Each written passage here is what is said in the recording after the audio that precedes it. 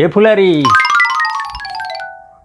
एने आवा जानते रू ऐसा एगो सामान ले बन न कि तोहार दिमाग देखते एकदम चकरा जाई।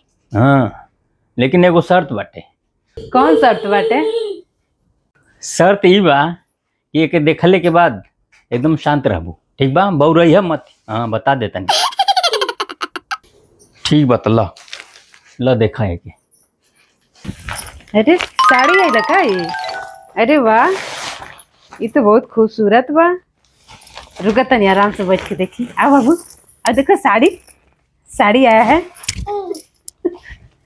देखो साड़ी आया है। वाह, सच में ये कितना खूबसूरत बाटे ना।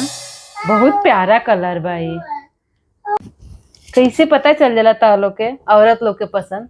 पिछला जन्म में औरत रहल का? हाँ बिल्कुल सही पकड़ लू। पिछले जन्म में ना हम तो चाची रहनी। चलू देख भैलू तब पैक करके रख दो। काहे काहे धो दी?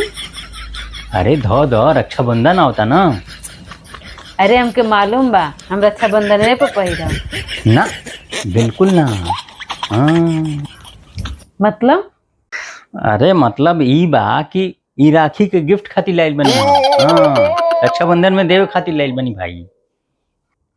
मतलब ये हमरा खातिर नहीं बा? ला हई अपन पैक कर ला, हमरे लगे बहुत काम बा। जानला